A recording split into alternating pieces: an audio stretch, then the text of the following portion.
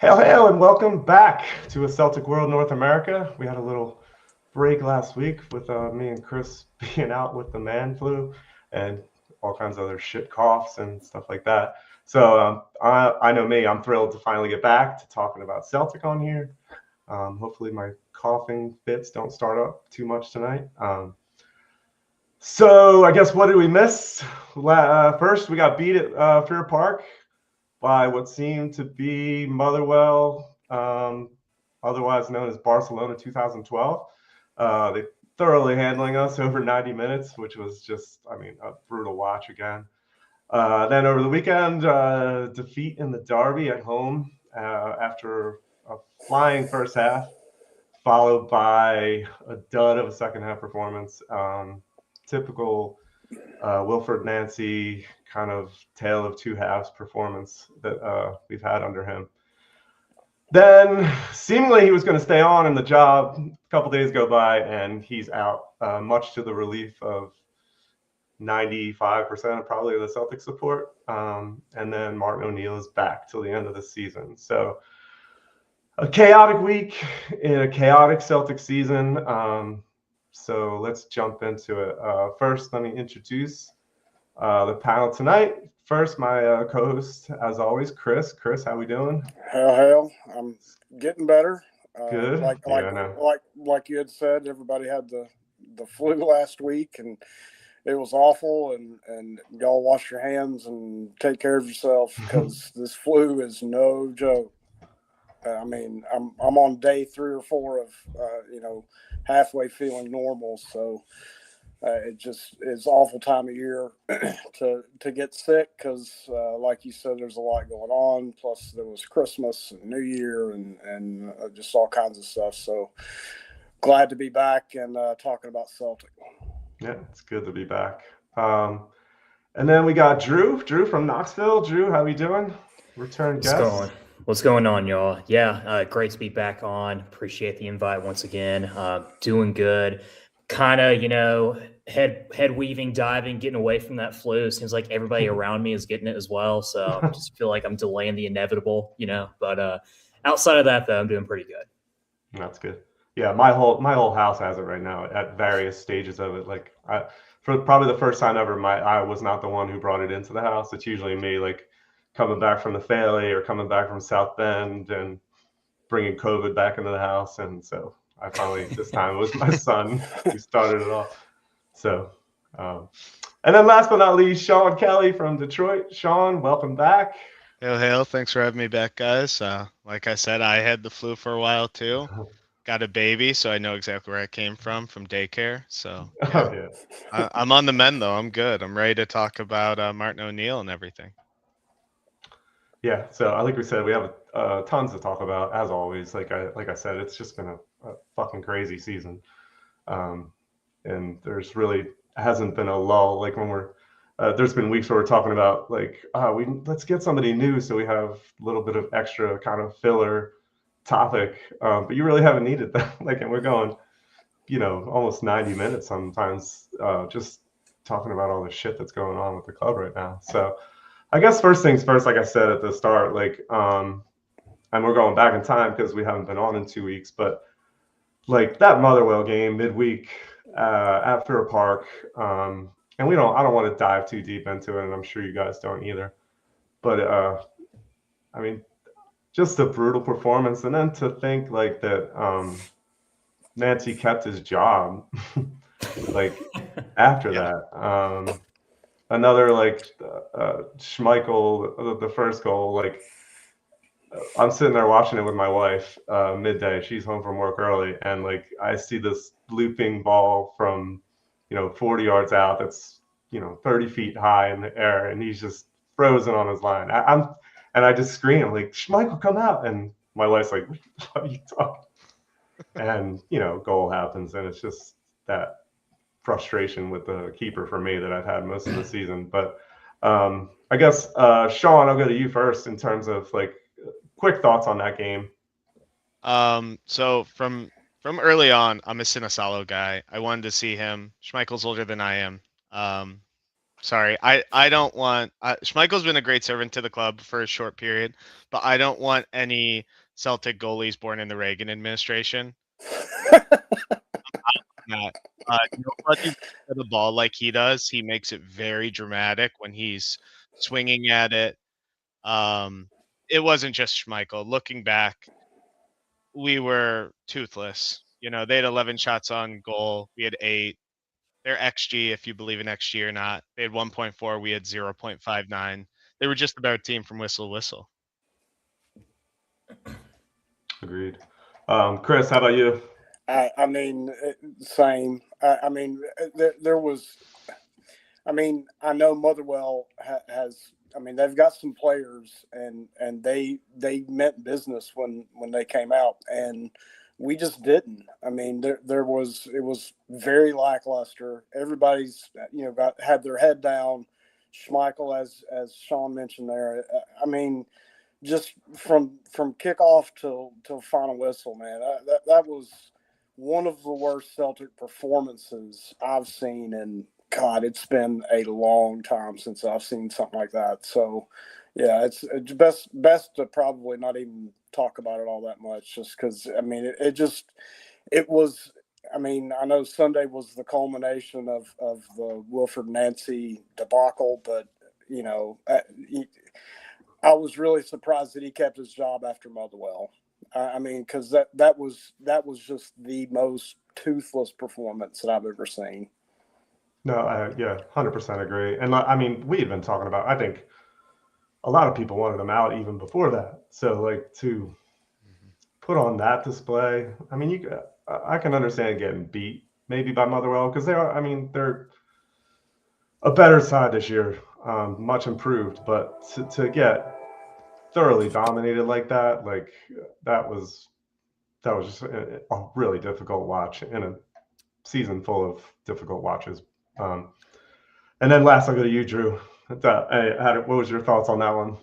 I mean, it was genuinely the worst performance I think I've ever seen from Celtic, and I mean, which is truly saying something considering the fact that we just lost to some a bunch of farmers in Kazakhstan in the playoff, in the Champions League. So, I mean, it's just the lack of organization. People had no idea what their roles were. I don't even know why Nygren was playing as a center forward. Like, that made no sense whatsoever. And you had Tierney that was acting as if, one of the midfielders attacking every single time and just leaving 2 back almost every single time as well. And just so it was just that performance, that entire match, that 90 minutes was like the Wilfred Nancy era in a nutshell. Just lack of organization, no faith in whatsoever. And most importantly, like zero adjustments whatsoever.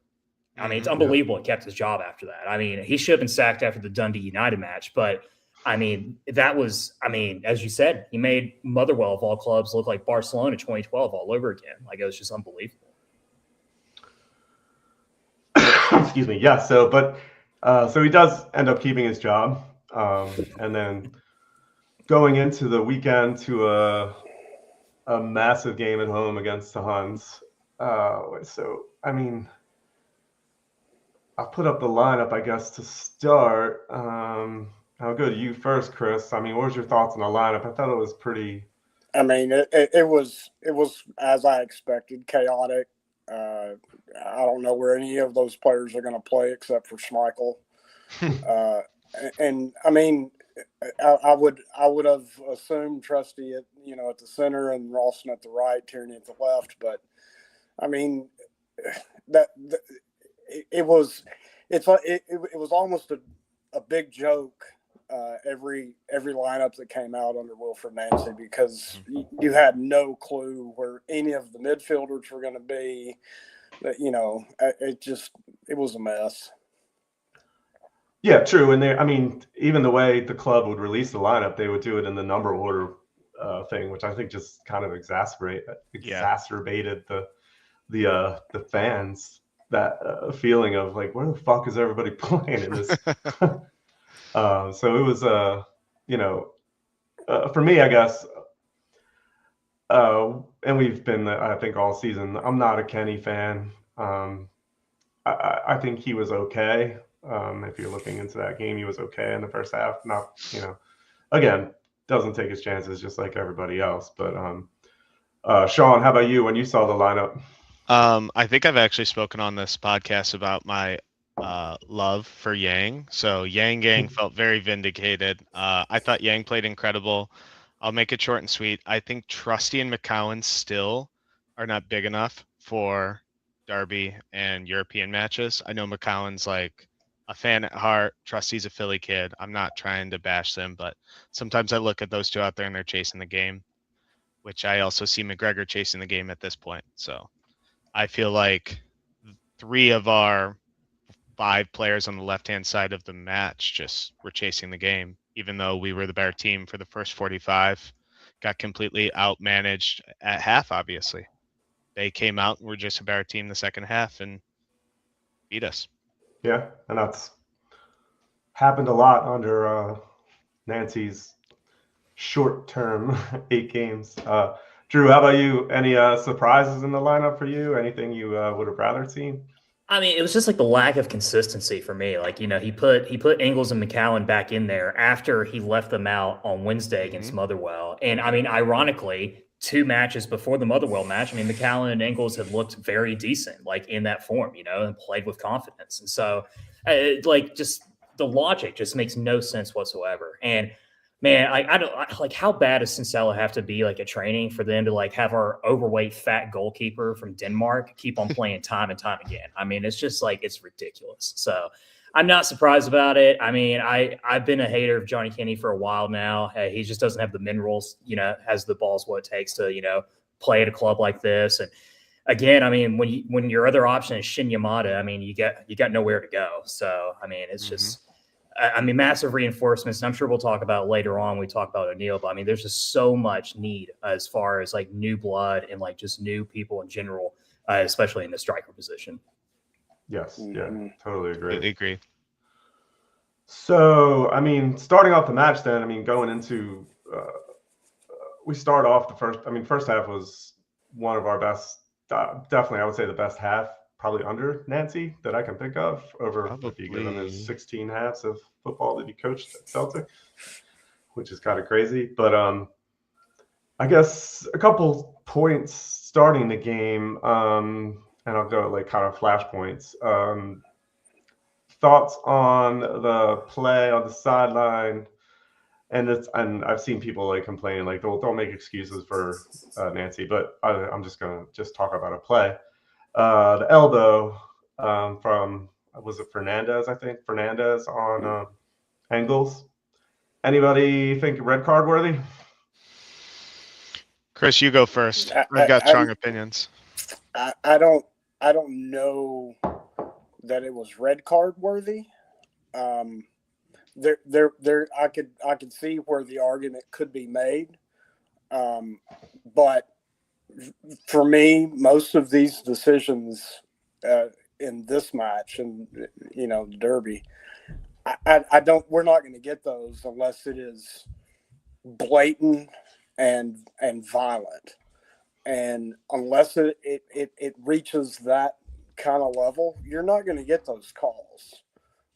You know, the Scottish FA is they're going to protect, you know, their brothers. So you're just not going to get those calls. And the fact that it wasn't even a yellow card, you know, that's just par for the course, in my opinion.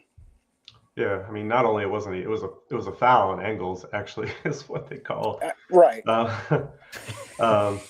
So I mean, for me, it was borderline, and I tend to go on a borderline play. I don't really lose much sleep because I've been a referee, so I don't know. There was a possibility. The thought in my head was it could have been, but since Sean has strong opinions, let's go to Sean next. My strong opinion is if you give a red card for that, the match descends into madness. With this rivalry, I mean, it's just and I'm like, Ryan Kent, did he get a red card when he punched Bruni? I don't even know if he got red for that. No, he did. I think he did. Okay, yeah, but that's like a straight up face-to-face punch. You know what I mean? Like, yeah. Outside of that, I feel like a yellow. I usually lean on like you're saying, Sean. just give a yellow or keep it moving. Now, I agree. It should have gone the other way. It should have gone to Rangers, not to us. But I'm pretty against red cards in our derby almost always because I just don't think the match is going to finish if you're going to start handing out red cards. We've seen them. The tackles get crazy. It's nuts. No, that is a good point. And it was very early. Like that was within the first 5 minutes of the match, I think, from what I remember. But so that probably does play a factor into the referee on the field's decision, and then also I guess whether VAR is going to take a serious look at it or just rely on the referee on the field. Drew, did you have any strong thoughts on it? I mean, I think personally, like if the roles were reversed, I think you would have absolutely have seen Celtic get a yellow card or even a red card in that type of situation, which, I mean, as Chris said, you got to expect that from the SFA. I mean, they're the most corrupt organization on the planet next to our current administration, you know? So, I think you have to take into context that we're not going to have a situation where in back-to-back matches of Celtic Rangers that they're going to allow a Rangers play of 10 men for the majority of, the first and second half. Because, I mean, if you remember that Cup semifinal, they also had a guy that come out with a red card about 30 minutes in. So, I mean, another thing to take in consideration. But, I mean, I agree with Sean, though. Like, you can't have a situation where you have that as a red 5 minutes into the match, and then it's just going to be an absolute disaster from then on. Agreed.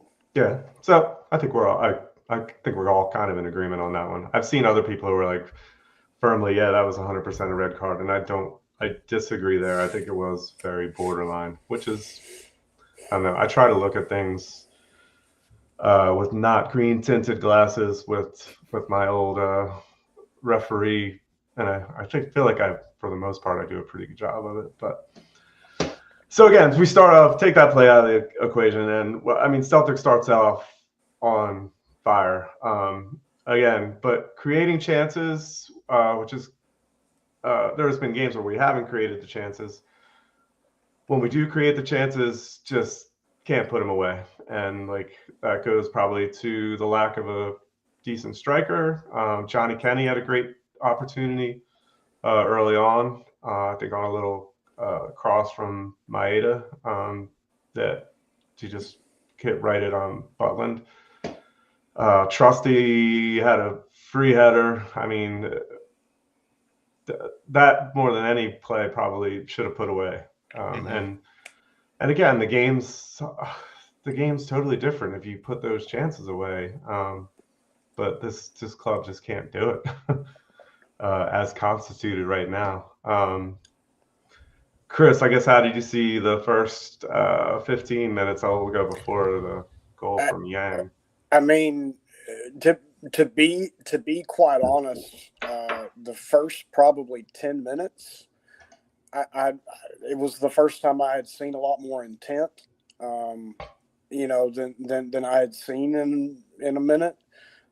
So I mean, I was cautiously optimistic.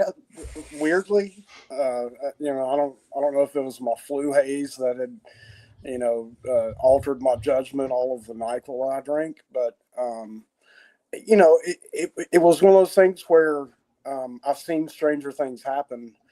Not having a good run of form, and then you go into the Derby, and strange things happen, and we look the far better team. But I thought really that first 15 minutes, 10 to 15 minutes, before Yang's goal, I really felt that we were going to be in it. That the intensity was there. I mean, we seemed to make the right passes.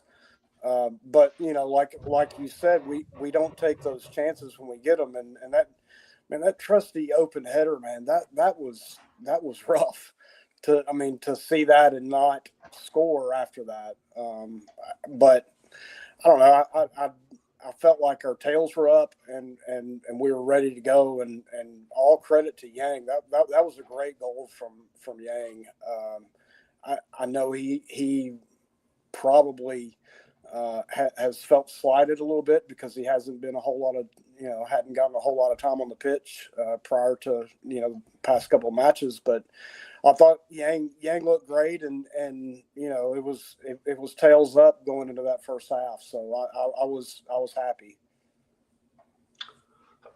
Sorry. Yeah, Yang's goal was brilliant. I saw some people saying Butland kind of flubbed it, and I do think maybe he could have done a better job, but I do think Yang it was kind of hit it high, kind of tailing away from Butland at the same time. But again, the way he dribbled through the Hun defense was, and we really haven't had a lot of that this season from anybody to kind of taking guys on through the middle, and especially with Nancy, like there wasn't that wing play that we were used to under Brendan, and then even under excuse me, MartinO'Neill's first time around.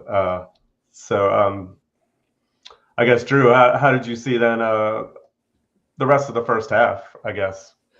Yeah, I mean, I think that was the best first half that we played under Nancy by a considerable margin, and it was one of the best first half performances that we had all season. I mean, just attacking from the early get-go. I mean, you're talking about if we just had a decent striker, even an off-form Kyogo that we had from like last season, even if he was on the pitch, odds are we're probably up 2 or 3-0 at halftime. And so, and that's kind of one of the things that we've just struggled all year, regardless of manager. It's just we haven't, established a well-known striker and somebody that plays with confidence. And I mean, it's very reflective on the pitch itself. And I mean, and the whole entire demeanor of the team was just a little bit odd. Like, I don't know if you guys have seen replays of that Yang goal, which again, brilliant finish. And I've been a very harsh critic of Yang, but like, you can even see that, like, even Colin McGregor was like trying to tell him to pass it back. And I kind of appreciate that Yang was like, all right, I'm just going to go for it and just try to make something out of nothing. And you got to have guys that have that type of confidence and play with that. And, and if there's one positive out of this whole entire disastrous experiment that we had under Nancy is that, I mean, Yang has potential. I mean, Yang has like the ability to, to finish and be able to score and be, an attacking winger. But, we just got to put him in. You got to allow the guy to play with confidence and play freely. And so, I mean, I thought they played really well. I mean, again, it's just, you got to finish in the final third, which has just been the biggest struggle all season long. Agreed. Sean, how about you? Thoughts on the first half? Yeah, I couldn't agree with the guys more. If I remember correctly, the day before, Nancy had his bizarre defensive press conference.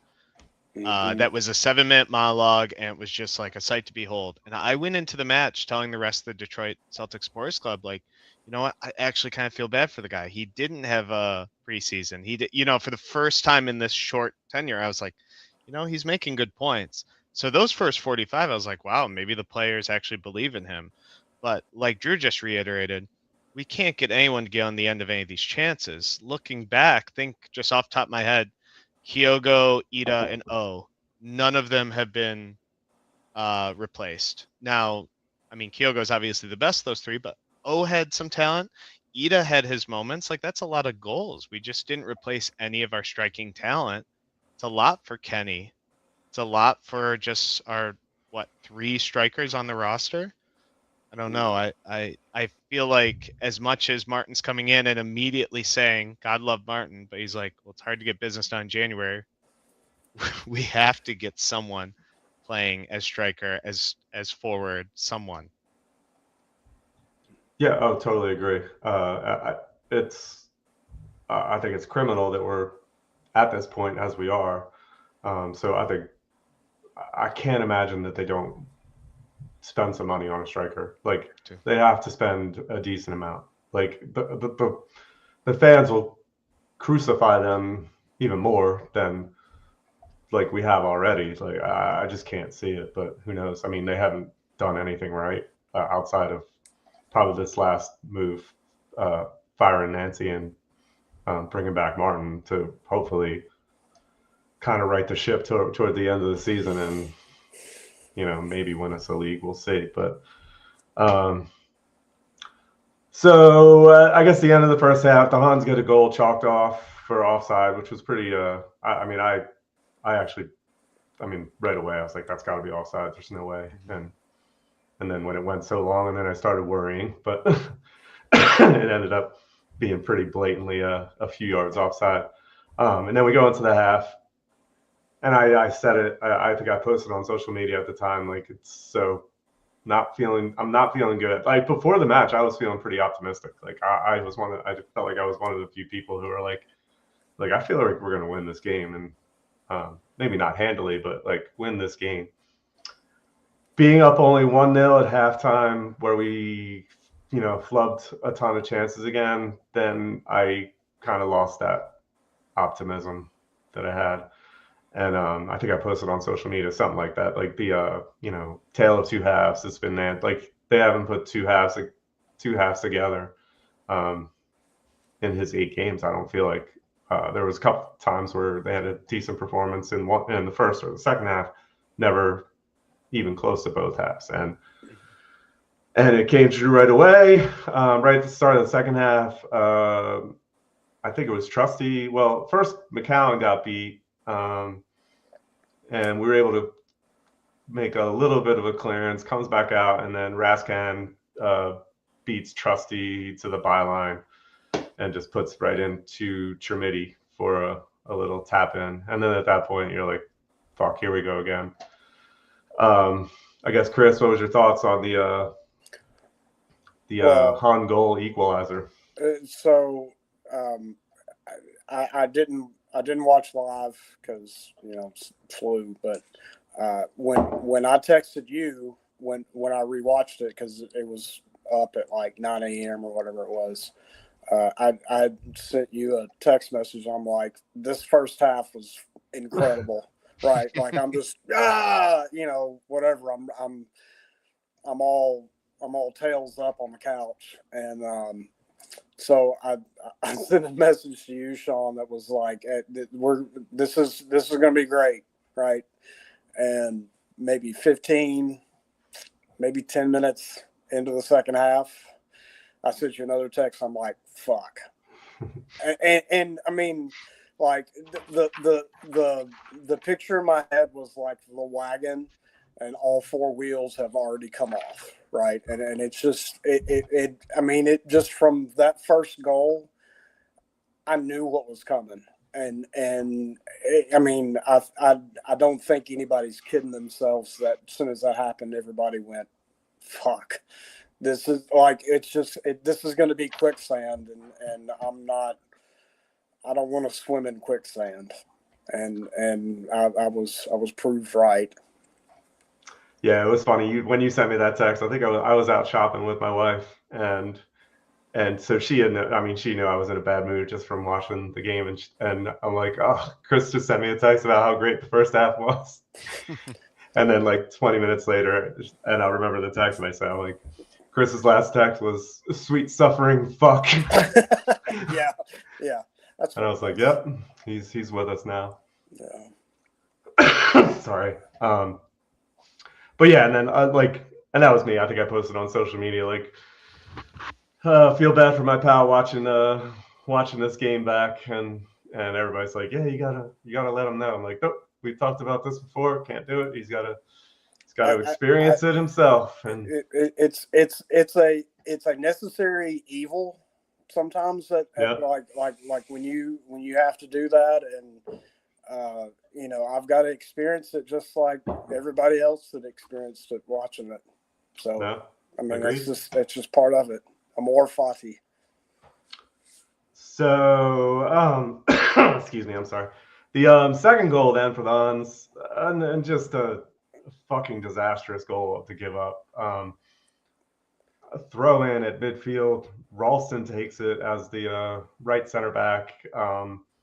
McGregor tries to pass back to him and give it away to Chermiti, who just dribbles in from midfield, has nobody cut him off. And I was watching the Celtic World tactical review show this morning, and like they were posting just little stills from it. And actually, Trusty got further away from Chermiti as he got closer to goal. He started to close him down, then backed off him. And I kind of get his reasoning, probably not thinking that he's going to have a backup to cover if Trimidi just has a little, little cross back to, I forget who was coming up the middle for them. But again, just a disastrous goal to give up. Schmeichel got a hand on it, but didn't really make a difference. Drew, what was your thoughts on that goal? Genuinely, I mean, that was a significantly worse goal than the first goal that we gave up against Motherwell. I mean, again, nobody knows their roles, no communication whatsoever. And, why is Ralston one of our only 3 defenders that we have? Why is he throwing that in? And why is Trusty taking the worst angles that you've ever seen in your entire life on trying to stop Chimity as well? And just everything about it, I mean, like, it was just, absolutely shocking. Like, that was Sunday league schoolboy stuff, like that goal that we gave up in the defense altogether. And, Schmeichel wasn't going to stop that. The only thing that he can stop with his hands is a meatball at this point. Agreed. Sean, what was your thoughts on that goal? Yeah, that was perfectly put, because as it was happening, I played a lot of co-ed, like, Sunday league, if you will, soccer. I play center back. That looked like some of my defensive performances. At least I would have laid into someone. The way Trusty was backpedaling, and I want to say it was Yang was trying to come back and like came in with a messy slide tackle. And it's like, what are we doing here? In this derby of all things, at least collapse, at least like put in a tackle. Like, I don't know. It was pretty limp, to say the least. And I looked it up. Trimidi scored 2 goals against us. He has 4 goals all season. Half of his goals for the entire season. We make the guy look like a world beater. Yeah. I'll throw up a comment from Gav, and this is very true. Trusty must be relieved that his stint as a one-man defense is over. And that's true. He really was. Like, He was. I think Tierney... 1.5. I would say Ralston wasn't really getting forward very much. Tierney was getting forward, but Trusty, he had a lot of work to do as that central defender in that back 3, which, I don't know. I was not a Nancy fan by any chance, but I was willing to give him the benefit of the doubt. That, I think, was the biggest thing that killed him, other than jumping right into trying to switch his tactically from 4-4-2 to or whatever we are, 4-3-2-1 to that 3-4-3 or whatever he was trying to do. I think a gradual switch would have benefited us greatly, and he just dove right into it. So I think that was his fatal flaw, that and the just kamikaze style of defending. That, the shit ton of goals we gave up while he was in charge is, it's like a season's worth of goals from the I think we gave up more. Yeah, I think we gave up more goals in this 8-game stretch than we did with the combination of O'Neill and Rogers. It's just insane. The thing is about, with O'Neill, for example, O'Neill doesn't typically play a 4-3-3 either. But O'Neill is a good enough manager where he realizes, like, all right, I don't have the guys that I want to play the specific formation that I usually like to play. I'm going to have to adjust. And Nancy's just like, yeah, I'm not going to adjust. I'm not going to do anything. He even said in his press conference, he's like, we're going to do this. I know we're going to do it. Is it going to work? I don't know if it's going to work. And it's just like, that's the mindset that we have here. Like, this is the guy that we hired. Like, and once again, another perfect example why we just need to sack the board altogether. It's just incompetence from the very top. And and obviously Nancy was not capable of having a job this big, but no, it's just, it's truly saying something when your Christmas trees are hanging up longer than the Nancy rain at Celtic. Mm-hmm. True. So then we got the third goal from Mikey Moore. And then, by that point, I was pretty, I not expecting anything to happen. And then to give up that third goal was just a killer. And the way it happened, again, Schmeichel just looking like me trying to play goalkeeper and try to get down on him. And I don't know. I've seen people say, like, he's got a bad shoulder and, like, maybe he's not willing to dive for a ball, which if that's the case, then like he shouldn't be in the lineup, obviously for one thing, but like he's just so slow to react and just so frustrating to watch. Sean, what was your thoughts on? I know you're a Sinisalo guy, so. I am. Sinisalo is 24 years old. Kasper Schmeichel's 39. I mean, if he's hurt, he's hurt. Like, personally, I wanted us to bring on Sinisalo like Queven Keller was brought on in Liverpool. Just have him play the cup matches, whether it's our League Cup, whatever. Just have him play the cup matches, get some experience. He's a 6'5", 24-year-old. You know, like, why did we sign him if we're not going to play him? And I understand we're trying to give Kasper a bunch of trophies and like a nice little victory lap for a great career, but I mean, Celtic's in a really bad place right now. I'm sorry. You almost joined Celtic at the wrong time, Kasper. I got bad news for you. We're fighting for our lives to win trophies right now. And the board is not exactly helping you. CCV's injury, we forget about it sometimes, but CCV's injury, who in my opinion most seasons is our most valuable player, really shows in months like this. Like, I don't think CCV would have done much better than Trusty being by himself, but I mean, some of those games, he would have really dug us out. So much like Drew said, the board is still the main issue. You look at our roster, how much money we have in the coffers. We should be a much better squad than we are, and we're bone thin. We just are. Yeah, no, 100%. I mean, not much more to talk about. We didn't really create. We created, I guess, a few chances. Maeda had a couple decent opportunities in the second half, but you almost never thought anything was going to happen from it. So 3-1 home loss to the Huns. And, you know, excuse me, I kind of thought it was going to be either they fire him within the hour after the match or he's going to stay on for the next couple of weeks at least. And he survives, you know, the first hour. So I'm like, gosh, like, and like I said, I think the whole situation is an embarrassment to the club. Like, one, that you hired him, two, that we had this losing 6 out of 8 games, 3, having to fire a manager after 8 games. It's everything about it is a horrible look for the club. And I'll throw up one comment, and so we can kind of discuss this, and from Strangelove, and it's an interesting, to a point, like, is it Nancy's tactics or, you know, concepts of how he wants to play, or was it just, can you not accomplish this transition in the middle of the season where you're Celtic and you're playing big games almost every week? Chris, I'll throw that to you first.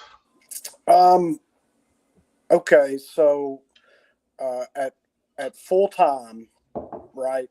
The camera cut to Nancy, and instead of waiting for his players to go up the tunnel, he turns his back and just disappears. That was my first thought, was that he knows he's gone, right?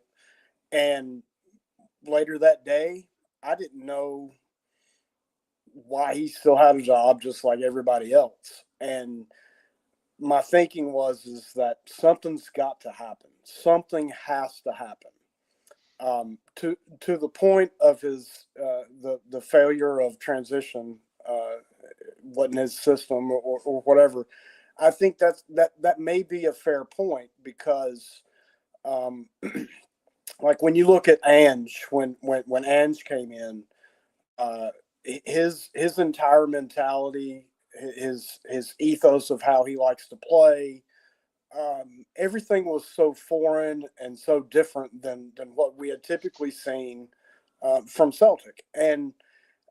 But he had the off season. He was able to bring in his players. He was able to really let all of the players buy in, to adjust to his system. I remember those first couple of matches, the Hearts match in particular, the first one with Ange. We got beat and we got played off the park, and it was the same sort of thing where it was the counterattack just killed us. I think trying to implement his system the way that he came in, it was never going to be easy. It was never going to be difficult. I remember being on this podcast and saying point blank that trying to go to a back three system in the middle of a season with, contention riding high with Hearts and the Huns right on our heels at that time, it was going to be a very difficult task to try to change everything. And somebody said it earlier, I don't think that you would have seen most any other manager not make some subtle changes to lessen the full thing of what they were wanting to do. Like you have to be able to adjust and not be rigid and stay strictly with this system, because that I think was his own folly and to his detriment, that he wasn't able to make necessary changes in his formation. And it didn't appear like he asked, Callum McGregor, like, how are y'all playing this? Like, what is the way that has worked? Because, you look at Callum McGregor and James Forrest and Kieran Tierney, they've played under lots of managers. They've at Celtic, and there has to be some sort of continuation of the squad. And the fact that there wasn't, and he wasn't willing to make those changes to adjust his system, I think that was his real undoing. I don't think that he researched this very well. I think that there were a lot of ego. There was a lot of ego involved. He seemed like a nice guy, but there was this air of, oh, well, I'm here now and you're going to play the way that I'm going to play, or, whatever. And it's not about the wins and losses. Bullshit. It's about the wins and losses. You're not at Columbus Crew. And to that, it is a different mindset. And I don't watch the MLS. I could care less. It's a bunch of, Mickey Mouse people out there, pretending to watch a fucking football match. Like, I don't care one iota about the MLS. But I think it was very naive of him to think that he was going to be able to implement his system in the way that he was going to be so rigid about it and have success at a club like Celtic, where, yeah, it is, one and two teams that are vying for the League Cup every year.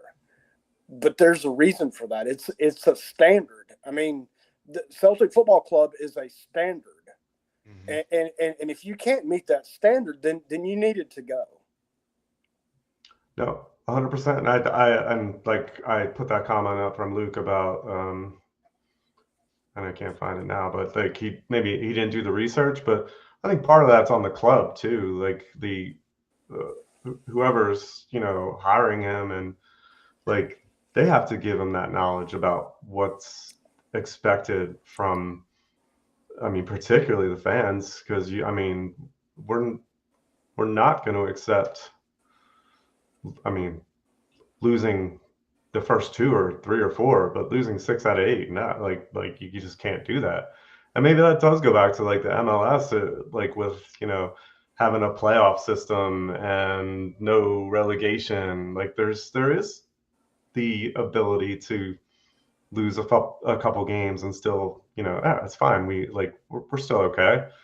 Like you don't have that leeway in Scotland to do that. And I think it's a failure for him. I think it's a failure from the board. It's a failure. And it shows kind of everything about this season. and even towards the end of last season. Like, the club is just not doing anything right. And it's it's just frustrating as fuck to watch. Drew, I mean, how would you take that question in terms of, like, I guess, I mean, not do we give Nancy enough time, because I think we did, but like, was he destined for failure, basically? I mean, I think it was a failure of both parties, right? I mean, the fact that the board was just so, I guess, arrogant and like naive on the idea of bringing somebody that has a completely different philosophy than the previous two managers that were already, running, the squad at that point in the season, and just a complete lack self-awareness. So when the timing of him coming into, I mean, you're talking about his first match was playing Hearts, who's at top of the table, and an opportunity for us to go on top of the table as well. And then you're following it up with that with a cup final as well. I mean, just so you knew that the results had to be immediate. I mean, it would have been one thing if he came in after the St. Mirren Cup match and, and come in the Dundee United match and go from then on. I think a lot of guys at that point, or a lot of support would have given him maybe a little bit more of a leash and maybe this window to be able to see what he can be able to, to produce. But I mean, those two matches is like he had to produce immediately. I mean, there was no doubt about it.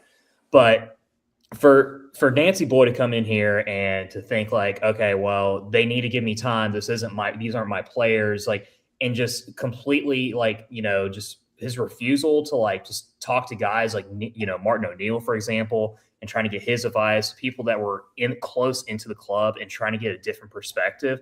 I mean, that bit him tremendously as well. And the thing is like, he might have managed in League One, League Two, in England and, in the MLS, but like, it is not the pressure that Celtic is at all whatsoever. I mean, you even had Brendan Rodgers last summer even saying himself that coaching the Premier League is like a vacation compared to like managing Celtic. And because that's the thing, it's like, you're not expected just to win. You're expected to win in convincing fashion as well. And so for him to come in at this time and then just to be like, you know what? I know that like we have the two biggest matches of the season up to this point coming up, an opportunity to win a title and really get things going.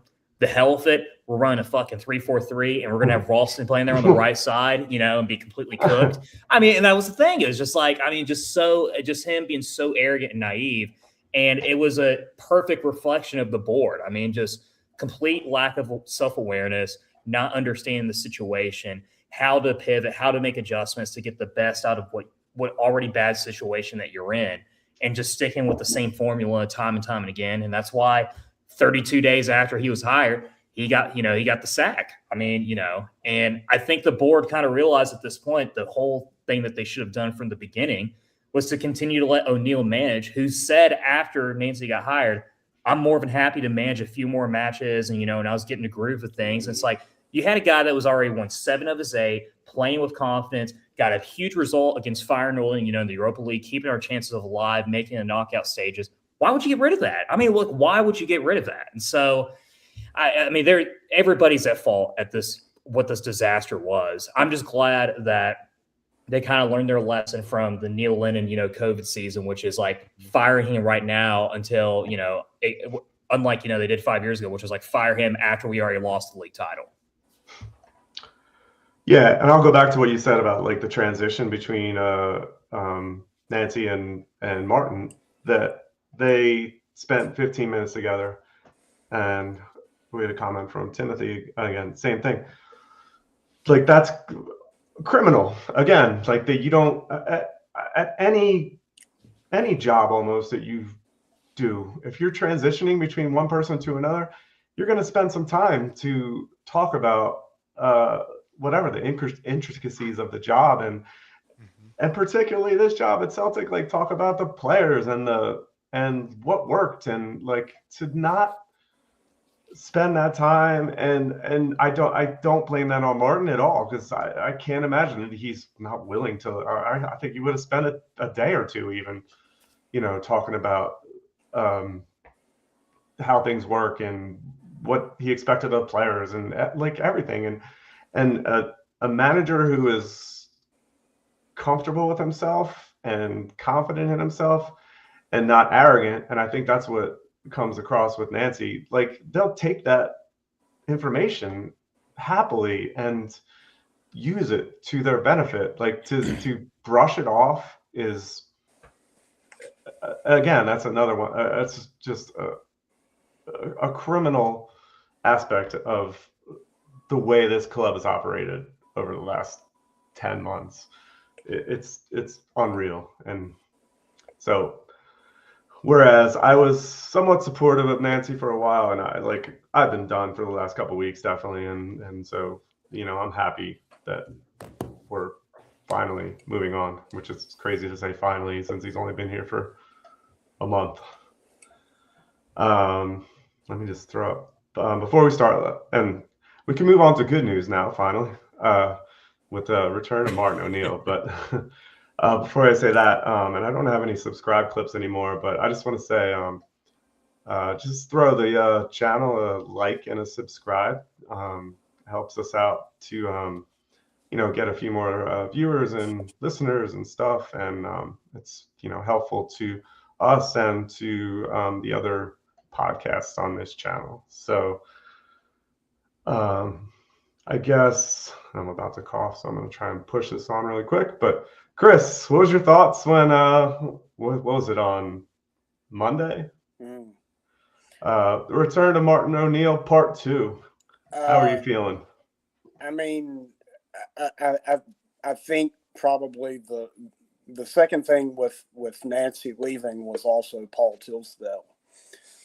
Tisdale being gone, him being the champion of Wilford Nancy, that seemed to me to be a start at trying to correct the ship, right? And when both those things happened, I was relieved. I don't wish people lost their job, for whatever, but he needed to not be the manager at Celtic. So I really think relieved was the right word that I was kind of using. And immediately, I mean, I've talked to a lot of people, but immediately I was like, the perfect person to come back in right now would be Martin O'Neill, because he was the last person that we had some success with. So it made sense. I'm glad he's back. I'm looking forward to seeing his drip on the sideline, as the kids say. He is, it's one thing, like, and I'll say this for Drew. It's like having a college football coach that went to that school and knows what it means to be a part of that, right? So like when Johnny Majors was at UT, or Kirby Smart currently at UGA, having somebody that knows the football club like Martin O'Neill does, I think is probably the best thing right now for the squad, because there's several moving parts to this, right? You've got the board and all of those issues that we can continue to talk about, but for the squad itself to have Martin O'Neill come back in to calm everybody down, reinstitute a system of play that we were accustomed to before Nancy came in, I think it's the right move. I'm looking forward to seeing the rest of the season under him. Yeah. Sean, how about you? Thoughts on Monday when they brought Martin back?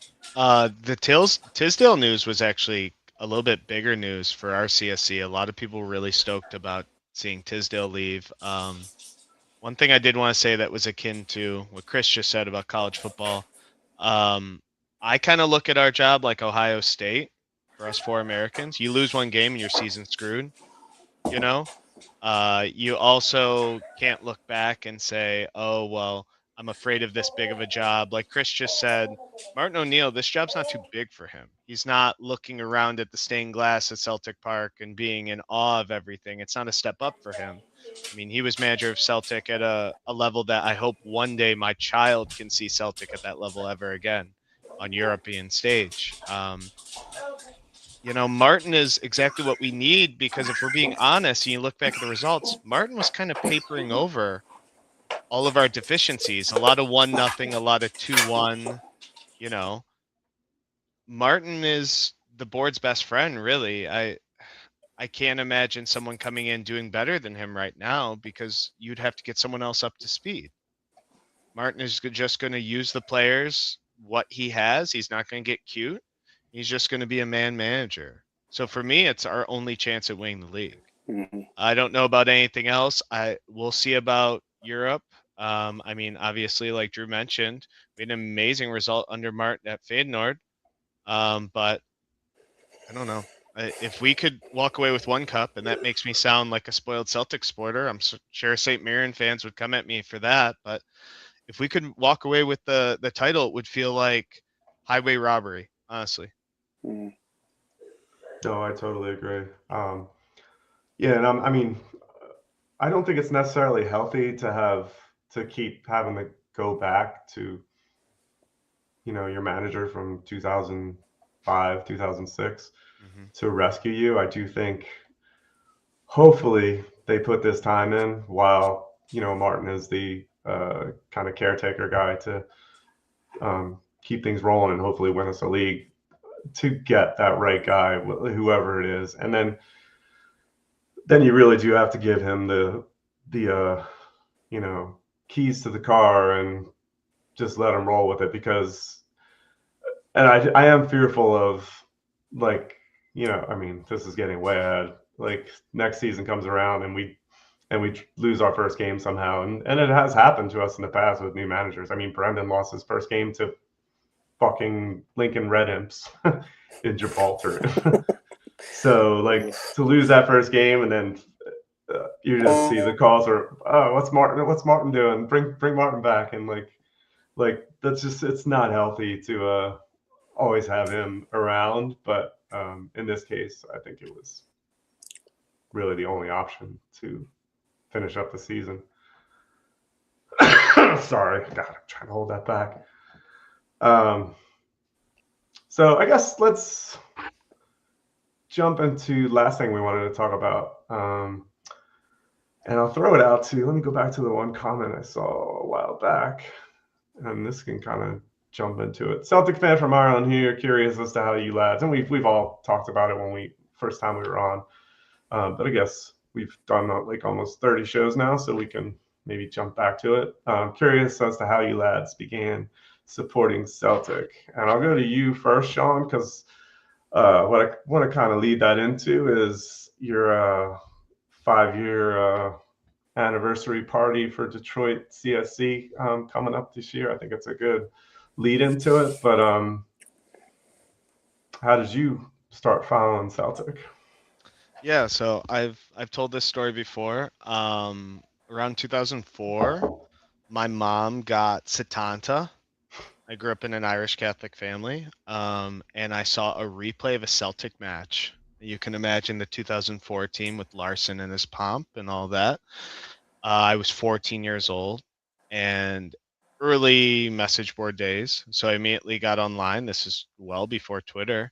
Started reading about Celtic, learning about its history, learning about,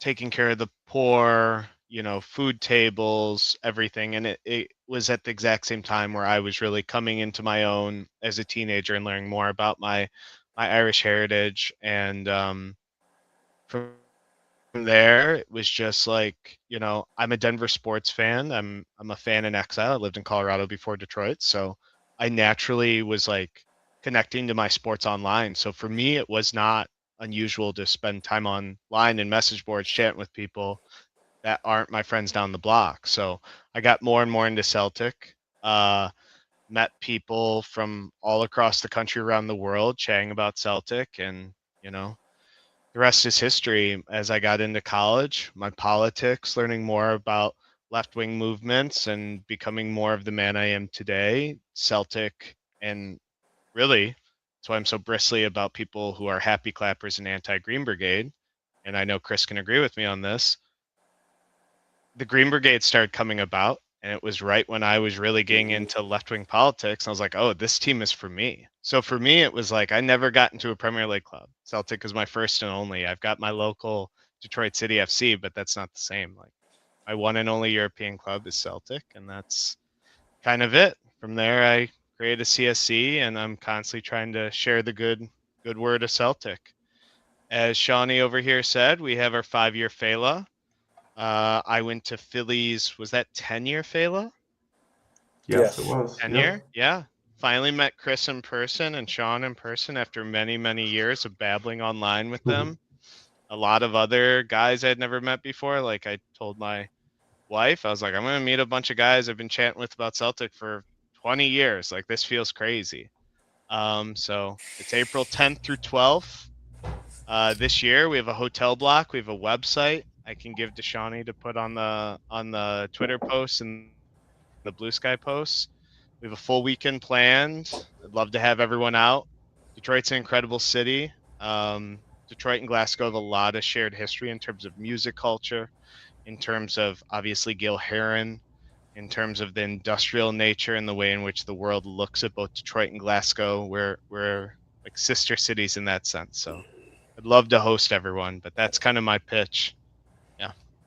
Yeah, so I'm planning on going. That's my birthday weekend, I'll call it. So I already told my wife. I invited her out. Whether she comes out with me, we'll see if that happens. But I'm excited for it. And like you said, like when we got to meet at the 10th anniversary Philly one, and then we've seen each other a couple times since then. Like these kind of events are just what it's all about for me. And like I first time I met Chris was at the Philly like in 2014, I think we said, right, Chris?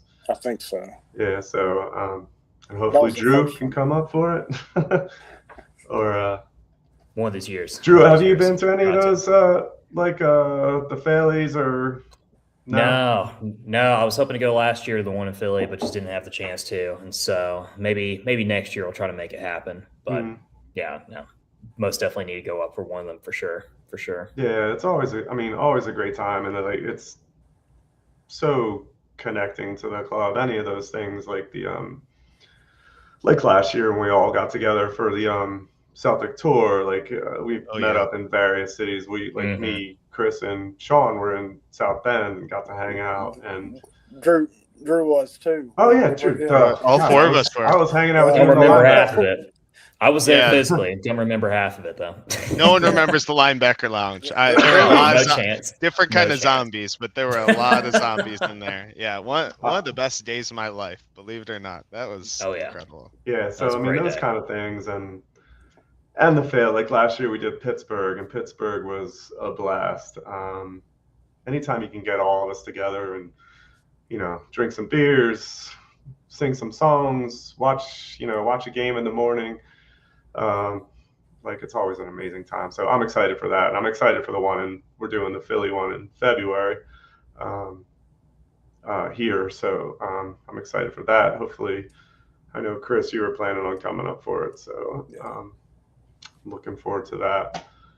I think that was pretty much everything we wanted to cover before my voice totally craps out on me. But is there anything you guys want to plug? I'm just, I kind of wanted to mention the Unite the Fans.